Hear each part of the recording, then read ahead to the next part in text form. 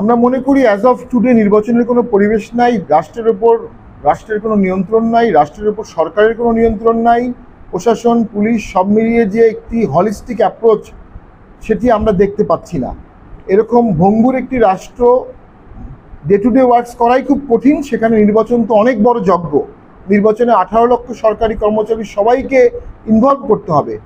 আমরা ব্যক্তিগতভাবে মনে করি অ্যাজ অফ টুডে নির্বাচনের কোনো পরিবেশ সৃষ্টি করতে সরকার সচেষ্ট হয়নি। তবে সরকার বলেছে তারা নতুন ইনিংস শুরু করছে আজ থেকে।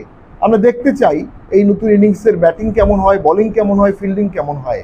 এগুলো দেখার পরেই আমরা নির্বাচনের ব্যাপারে সঠিক মন্তব্য করতে পারবো। তবে আমার মনে হচ্ছে সরকার এতদিন নির্বাচনের করার ব্যাপারে বা নির্বাচনের পরিবেশ সৃষ্টির ব্যাপারে কোনো সচেষ্ট ছিল না। এখন থেকে যদি সচেষ্ট হয়, হয়তো বা 6 মাসে পরিবেশ করা সম্ভব। সেটি সদিচ্ছার উপর নির্ভর করবে।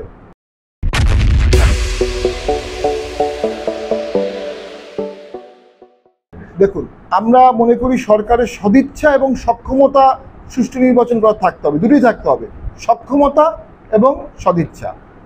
একটি অন্যায় তো হচ্ছে, জাতীয় পার্টি একটি নিবন্ধিত দল, কিন্তু আমাদেরকে মিটিং মিছিলে সর্বদা বাধা দেওয়া হয়। ইলেকশন কমিশন, যার সবচেয়ে বড় স্টেক হোল্ডার হচ্ছে আমরা, যারা নিবন্ধিত দল, ইলেকশন কমিশন অনিবন্ধিত দলের সাথে বসতে স্বাচ্ছন্দ্য বোধ করে, কিন্তু নিবন্ধিত দল হিসেবে আমাদেরকে ডাকে না অথবা আমাদের মতামত দেওয়া হয় না। নির্বাচনে লেভেল প্লেইং ফিল্ড না থাকার এটি তো একটি বড় নিদর্শন। এক্ষেত্রে সরকারকে অবশ্যই খোলা মন নিয়ে ফ্যাবুলাস ইলেকশন করার জন্য সকলকে অনবোর্ড আনতে হবে। সকলকে অনবোর্ড আনতে না পারলে নির্বাচনটা গোড়া থেকেই প্রশ্নবিদ্ধ থেকে যাবে, প্রক্রিয়াটা প্রশ্নবিদ্ধ হবে এবং দেশের সংঘাতের দিকে যাবে। আমি মনে করি আমাদেরও অনেক ভুল আছে, দোষ আছে, সকল দলেরই ভুল আছে, দোষ আছে। 14 সালে আমরা জেনুইনলি ইলেকশন বর্জন করেছিলাম। আমাদের এই টেবিলে যারা আছেন সকলেই বর্জন করেছিলেন এবং এরশাদ স্যার দেশকে, গণতন্ত্রকে বাঁচানোর জন্য এরশাদ স্যার এবং জিএম কাদের নিজের জীবনের ঝুঁকি নিয়ে উনি 14 সালে বর্জন করেছিলেন।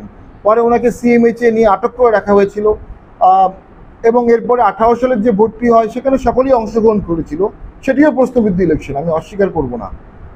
আমরা এখন সামনে জনগণ যেটা চাবে সেই জনগণের মনের ভাষায় কথা বলে রাজনীতি করতে চাই। পাশাপাশি বিগত জুলাই আন্দোলনের কারণে স্বাভাবিকভাবেই দেশের তারুণ্যের একটি এম্পাওয়ারমেন্ট ঘটেছে। এই Tarun youth mind, student mind কি ভাবছে, এই তারুণ্যের স্পিরিটটাকে ধারণ করে আমরা দলটা সাজাবো, রাঙাবো এবং নবরূপে জাতীয় পার্টি উন্মোচিত হচ্ছে। এই নবরূপে উন্মোচিত হয়ে জাতীয় পার্টি নতুন বাংলাদেশ গড়ার জন্য পদক্ষেপ নিচ্ছে এবং আমার দৃঢ় বিশ্বাস আমরা একটা শক্তিশালী দলে পরিণত হব।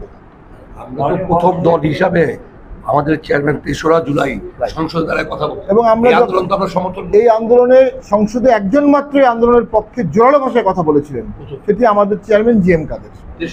এবং আমাদের পার্টিতে 24শে জুলাই একটি মিটিং হয়েছিল, সেখানে আমরা সবাই উপস্থিত ছিলাম। সকলে এক বাক্যে বলেছিলাম সরকার যেটি করছে এটা text book example of genocide. যে কোনো মূল্যে ছাত্র হত্যা বন্ধ করতে হবে, পুলিশকে সহিংসতা বন্ধ করতে হবে। আমরা অনেক ঝুঁকি নিয়ে এই আন্দোলনের পক্ষে ছিলাম। আমাদের ছেলেমেয়েরা রাস্তায় ছিল, রংপুরে, সাভারে, মোহাম্মদপুরে, বিভিন্ন জায়গায়, ঢাকায় আমাদের লোকজন মামলার শিকার হয়েছে, অ্যারেস্ট ছিল আমাদের ছেলেপেলে। কিন্তু আমরা দেখলাম আন্দোলনের পরে অনেকাংশেই আন্দোলনের কেকটা একটা ক্ষুদ্র অংশ দখল করার বা কন্ট্রোলে রাখার চেষ্টা করে জাতীয় পার্টিকে বাদ দেওয়ার চেষ্টা করেছে। জাতীয় পার্টি একটি নিবন্ধিত দল, এটি গণতান্ত্রিক দল। যদি দেশে গণতান্ত্রিক প্রক্রিয়া থাকে তাহলে জাতীয় পার্টিকে সেই প্রক্রিয়া রাখতে হবে, থাকতে হবে।